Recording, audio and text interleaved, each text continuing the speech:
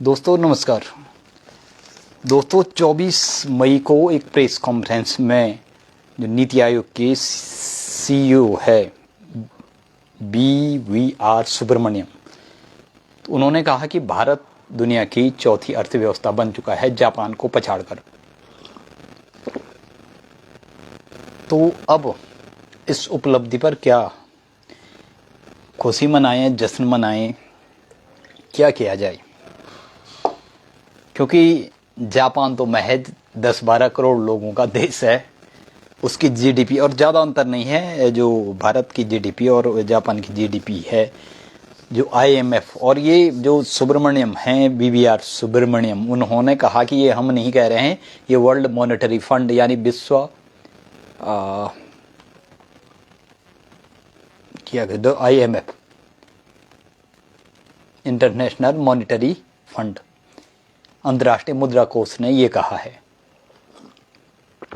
कि भारत की जीडीपी ने जापान की 4.187 भारत की नॉमिनल जीडीपी पहुंच गई है और जापान की जो अनुमानित है वो है 4.186 ट्रिलियन जी, और भारत की 4.187 ट्रिलियन यानी महज 0.01% से भी कम ग्रोथ आगे है भारत की जापान। तो यहाँ पे सवाल ये उठता है कि उन उपलब्धियों पर जश्न मनाया जाए या चुप रहा जाए, क्या किया जाए? क्योंकि ये सवाल इसलिए बड़े हैं क्योंकि भारत में 144 करोड़ की आबादी है, जापान में महज 12-14 करोड़ लोग ही रहते हैं। जापान की जो प्रति व्यक्ति आय है वो भारत से तकरीबन मेरे ख्याल से 14 गुना ज़्यादा है। आपको जान के ताज्जुब होगा, चीन की जो प्रति व्यक्ति आय है वो भी भारत से 5-6 गुना ज़्यादा है, और अमेरिका की तो मेरे ख्याल से 20 गुना से भी ऊपर होगी। ये स्थितियाँ हैं। दुनिया की सबसे बड़ी अर्थव्यवस्थाओं की बात करें अगर हम, तो पहले नंबर पे है अमेरिका, दूसरे नंबर पे है चाइना, तीसरे नंबर पे जर्मनी है, चौथे नंबर पे अभी भारत को कहा जा रहा है, पांचवें पे जापान है। ऐसे हम आगे बढ़ते जाएंगे। लेकिन अन्य देशों की जनसंख्या बहुत कम है, तो प्रति व्यक्ति आय वहाँ पे HDI है, ह्यूमन डेवलपमेंट इंडेक्स है, वर्ल्ड हंगर इंडेक्स है, और भी बहुत सारे इंडेक्स होते हैं जो कि वहाँ की संपन्नता को दिखाते हैं। संपन्नता का मतलब होता है बहुआयामी विकास, समग्र विकास, समावेशी विकास, सतत विकास, जिसमें सभी क्षेत्रों का विकास हो, प्रत्येक आदमी का विकास हो, प्रकृति पर्यावरण का विकास हो, भौगोलिक और प्राकृतिक संसाधनों का विकास हो, और आदमी को शुद्ध पेयजल, शुद्ध बुनियादी सेवाएं और सुविधाएं मिल सकें, चाहे वो शुद्ध पेयजल हो, शुद्ध हवा हो, शुद्ध वर्ल्ड क्लास एजुकेशन हो, इंफ्रास्ट्रक्चर हो, या जो भी कहें आप, पेयजल, बिजली, शिक्षा, स्वास्थ्य, सड़क, परिवहन, संचार, ये सारी चीज़ें बुनियादी सेवाओं और सुविधाओं में ही आती हैं। और इन सभी पायदानों पे अगर वर्ल्ड रैंकिंग देखी जाए तो भारत बिल्कुल फिसड्डी साबित होता है। अगर पर व्यक्ति कैपिटा के हिसाब से देखा जाए, चलो हम एक छोटी सी चीज़ लेते हैं, प्रति व्यक्ति आय की ही बात करें जी, तो प्रति व्यक्ति आय में भी भारत 141वें या 140वें स्थान पे है पूरी दुनिया में। इकोनॉमी में भले ही हम लोग 4 ट्रिलियन को पार कर गए हों, हालांकि ये भी उम्मीदों से काफ़ी कम है, क्योंकि उम्मीदें तो ये की गई थी जब मोदी सरकार आई 2014 में, तो वादे, इरादे और संकल्प विकल्प तो ये जतलाए गए थे कि 2020 में ही हम 4 ट्रिलियन बन जाएंगे। उसके बाद 2020 में ये बातें कही गई कि कोरोना के कारण हम नहीं बन पाए हैं। 4 ट्रिलियन नहीं बल्कि 5 ट्रिलियन का लक्ष्य था कि 2022 तक हम 5 ट्रिलियन, 2025 तक 7 ट्रिलियन और 2030 तक 10 ट्रिलियन की अर्थव्यवस्था बन जाएंगी। लेकिन अब 10 ट्रिलियन तो दूर की कौड़ी है। अगर हम 2030 तक 5-6 ट्रिलियन भी बन पाएँ तो ये एक बहुत बड़ी बात होगी और एक संतोषजनक बात होगी। लेकिन ये कम से कम जो बड़े बड़े वादे, इरादों का गुब्बारा है, उसको हवाई करने, और वो गुब्बारा जब फूट जाता है तो कभी कभार सपने बिखर भी जाते हैं। बहुत बड़े सपने जो दिखाए जाते हैं उसमें और सब्ज बागों में कोई अंतर नहीं रह जाता है। और सपनों का सौदागर बन के जो सब्ज बाग दिखाए जाते हैं, क्यों दिखाए जाते हैं? उसमें राजनीति भी होती है, राजनीतिक स्वार्थ भी होते हैं, पार्टीगत स्वार्थ भी होते हैं। तो कहीं ना कहीं अपने पद प्रतिष्ठा और कुर्सी बनाए रखने के लिए जद्दोजहद भी होती है। और उस मामले में, उस पायदान पे कई बार देश के जमीनी मुद्दे, देश के समग्र और समावेशी विकास, बुनियादी सेवाओं और सुविधाओं से जुड़े हुए जमीनी मुद्दे कहीं खो जाते हैं। तो इसलिए मैं बता रहा हूं, इस बात पे संतोष किया जाए, जश्न मनाया जाए, या क्या कहा जाए, दुखी हो या जाए कि जो अन्य इंडेक्स हैं, चाहे वर्ल्ड पावर्टी इंडेक्स है, वर्ल्ड हंगर इंडेक्स है, वर्ल्ड ह्यूमन डेवलपमेंट इंडेक्स है, उसके पायदानों पे भारत बहुत निचले स्तर पे है जी। ये पर्यावरण पॉल्यूशन से जुड़े इंडेक्स हैं, इन्वायरमेंट से जुड़े इंडेक्स हैं, वर्ल्ड प्रेस फ्रीडम से जुड़े इंडेक्स है, उसके पायदानों पे भारत बहुत निचले स्थानों पे है। बावजूद इसके भारत 4 ट्रिलियन की अगर इकोनॉमी बन जाता है तो इस पे कितना संतोष जताया जा सकता है। क्योंकि भारत की प्रति व्यक्ति आय हालांकि 1,72,000 रुपये बताई गई है, लेकिन कहा तो यही जाता है कि भारत में 50% जो आबादी है उसकी वार्षिक आय आज भी महज 40 और 50 हजार के बीच में है। भारत की 50% आबादी और भारत की जो 40% आबादी है, आप जरा गौर फरमाइए, भारत की जो 40% आबादी है उसकी प्रति व्यक्ति आय तकरीबन 70,000 से 90,000 रुपये के प्रति वर्ष के बीच है। तो सवाल यह है कि आय बढ़ी तो बढ़ी किसकी है? निश्चित रूप से भारत में 1,000 जो औद्योगिक घराने हैं उनकी आय में अप्रत्याशित वृद्धि हुई है, और वो आय भी प्रति व्यक्ति आय में जोड़ी जाती है जब, तो प्रति व्यक्ति आय फिर बढ़ जाती है। ऐसा हो जाता है क्योंकि जो भारत के प्रसिद्ध अर्थशास्त्री है भरत झुनझुनवाला हैं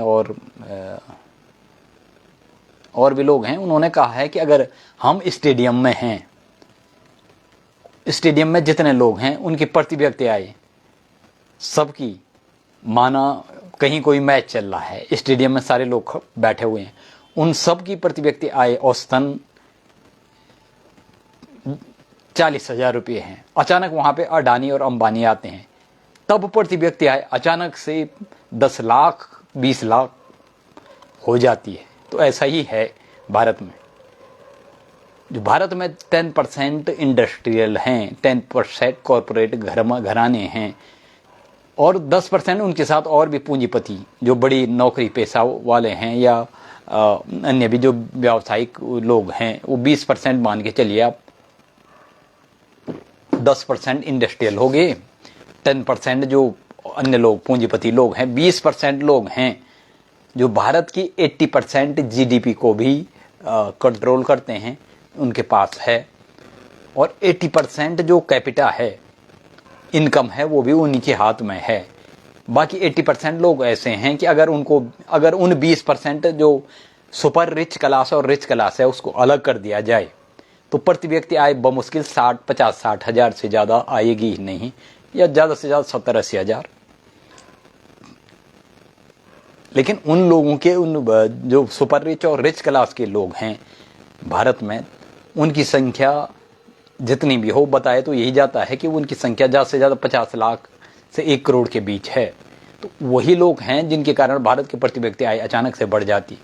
उसको आप इस रूप में समझिए कि किसी गांव में प्रति व्यक्ति आय है, गांव में है 90 परिवार, 90 परिवारों के प्रति व्यक्ति आय है 40 हजार रुपये पर एनम, यानी वार्षिक।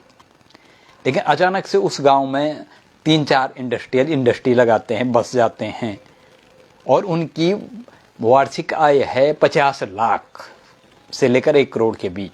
तो अचानक से उस गांव की प्रति व्यक्ति आय में भी उछाला आ जाता है और वो गांव रईस दिखने लग जाता है।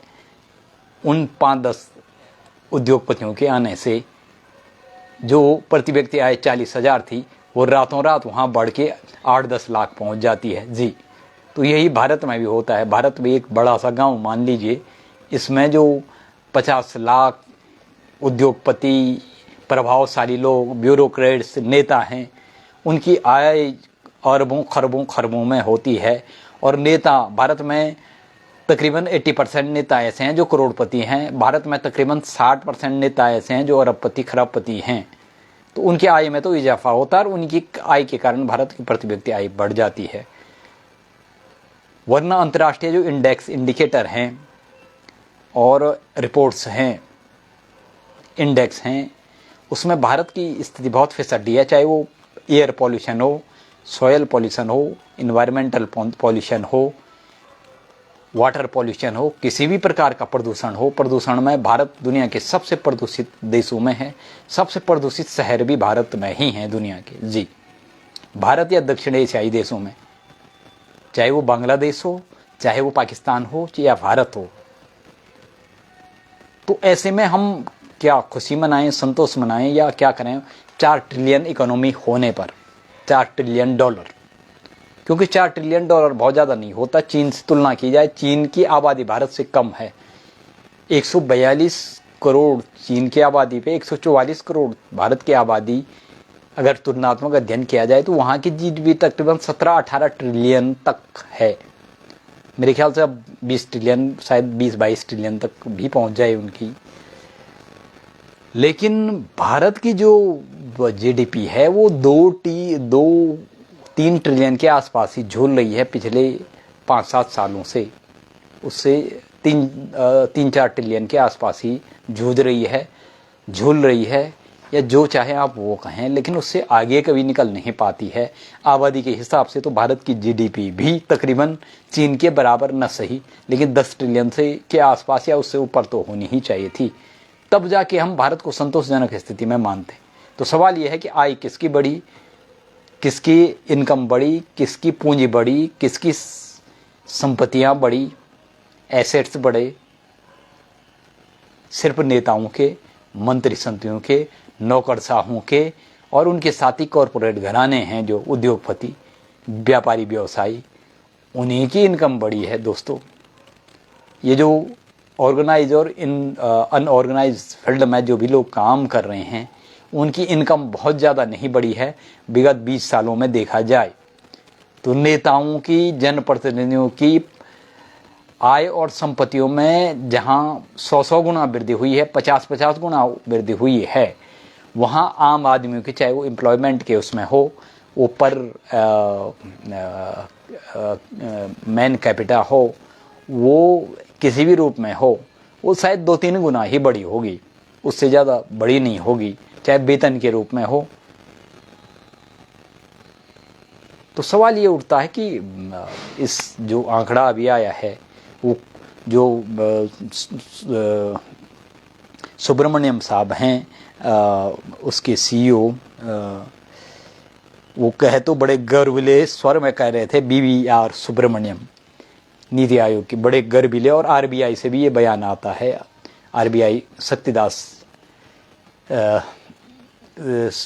का, कि भारत तरक्की कर रहा है। फिर निर्मला सीतारमण का भी बयान आता है, वित्त फाइनेंस मिनिस्टर का, कि भारत ने बहुत तरक्की कर ली है, और ये कहा जा रहा है कि 2-3 सालों में हम 5 ट्रिलियन को भी क्रॉस कर देंगे। लेकिन सवाल ये उठता है कि आंकड़े, सपने, वादे, इरादे, संकल्प, विकल्प तो इससे बहुत आगे के दोहराए गए थे। 2014 में जब मोदी सरकार की ताजपोशी हुई, उसके बाद 2015-16 में तो यहाँ तक कहा गया था कि 2020 तक प्रत्येक आदमी को घर मिलेगा, प्रत्येक आदमी को रोज़गार मिलेगा, प्रत्येक साल 2 करोड़ रोज़गार दिए जाएंगे, और लोगों को कौशल विकास किया जाएगा, वर्ल्ड क्लास इंडस्ट्री के रूप में, वर्ल्ड क्लास डिमांड के रूप में भारत में प्रोफेशनल्स तैयार किए जाएंगे, उनको स्किल्ड किया जाएगा, उनको ट्रेंड किया जाएगा, वर्ल्ड इंडस्ट्री के अकॉर्डिंग वर्ल्ड डिमांड के अकॉर्डिंग, वर्ल्ड टेक्नोलॉजी के अकॉर्डिंग भारत में कौशल विकास होगा, डिजिटल इंडिया होगा। बहुत सारे सपने दिखाए गए थे। और जो 5 ट्रिलियन की हम बात कर रहे हैं उसका लक्ष्य तो 2020 तक ही रखा गया था। तो कहाँ का हम पिछड़ गए हैं? क्या वादे इरादे सपने सब्ज बागों के बीच कहीं झूल गए हैं? सवाल ये हैं। तो तमाम चीज़ों में सवाल ये उठता है कि वाकई में भारत को अगर आगे बढ़ना है तो सिर्फ 4 ट्रिलियन से कुछ होने वाला है नहीं। सिर्फ 1000 जो बड़े उद्योगपति हैं, व्यवसायी हैं, उनकी इनकम बढ़ने से कुछ होने वाला नहीं है। इस बात की हम बात पिछले 10 सालों में, हम एक और चीज़ बोलना मैं भूल गया, जाते जाते वो भी बता देता हूँ।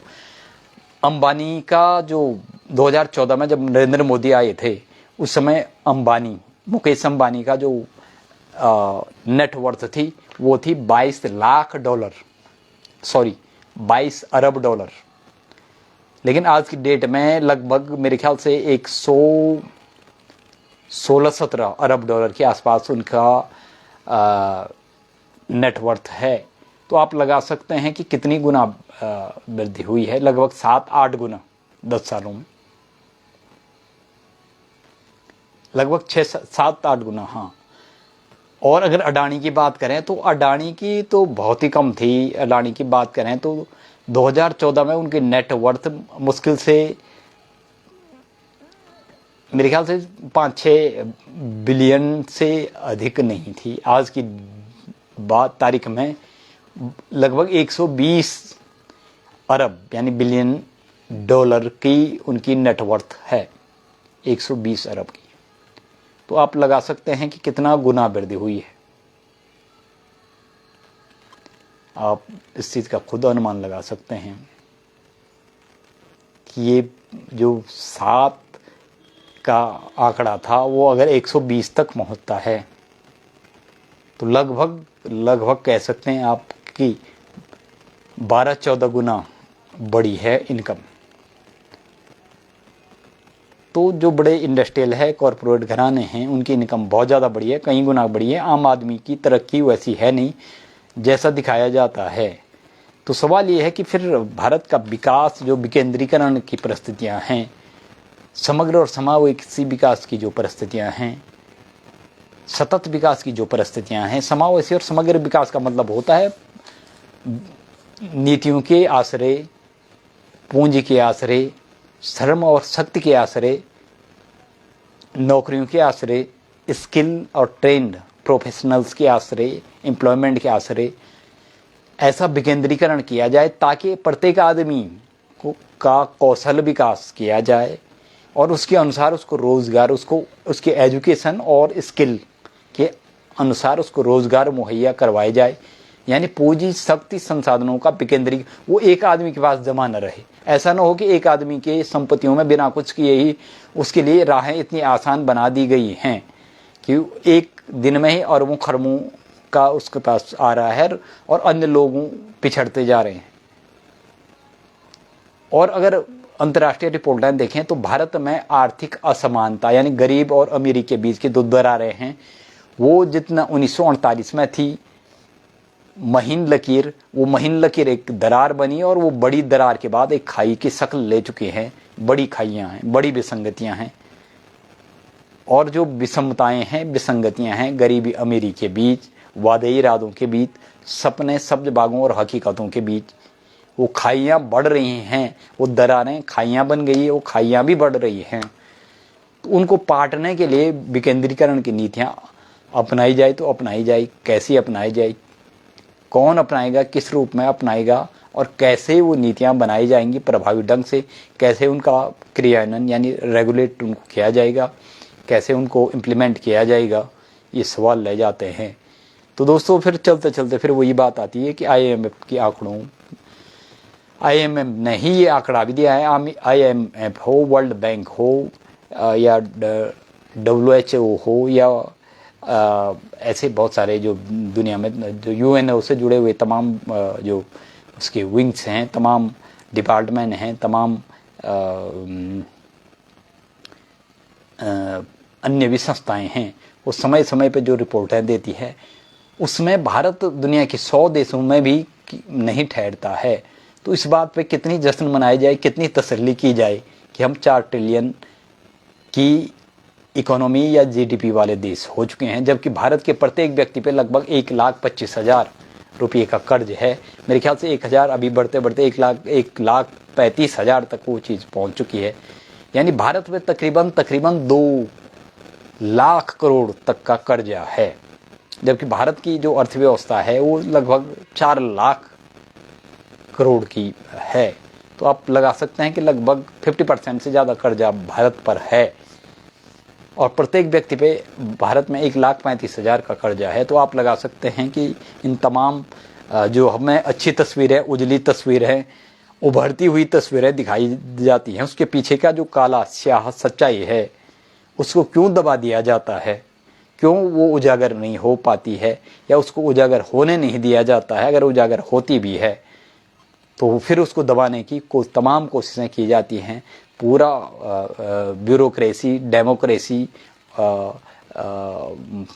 पूरी पॉलिटिकल वो उसको दबाने में लग जाती है, और सिर्फ सुनहरी उजली तस्वीरें और सपने और सब्ज बागों के आसरे ही लकीरें खींच दी जाती हैं कि हम बहुत जल्दी तरक्की करेंगे, वर्ल्ड सुपर पावर बनेंगे, इकोनॉमिक रूप से, सोशल रूप से, और सोशली, पॉलिटिकली। ये तस्वीरें दिखाई जाती हैं। तो इन सपने, सब्ज बागों और संकल्प विकल्पों की क्या हकीकत है, वो आप सिर्फ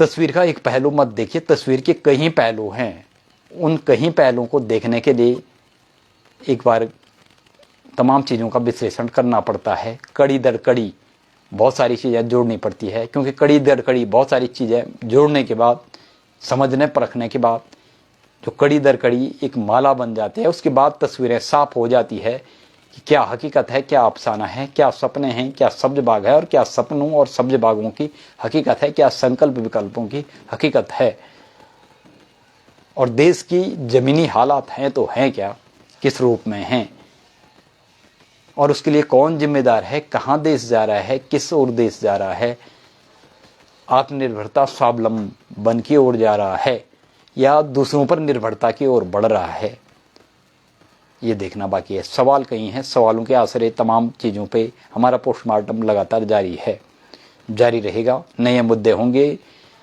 और नए विषय होंगे, और नए जो नई राहें होंगी, और नए मुद्दों के साथ हम लगातार समझने की कोशिश करेंगे कि इन नए मुद्दों के आसरे वास्तविकता क्या है, हकीकत क्या है, सपने क्या है, सब्ज बाग क्या है, और सपने सब्ज बागों की हकीकत के बीच आप सभी लोग कहाँ खड़े हैं, क्योंकि निशाने पे तो जनता जनार्दन ही है, क्योंकि दबाव तो जनता जनार्दन को ही झेलना पड़ता है, बोर्ड का भी,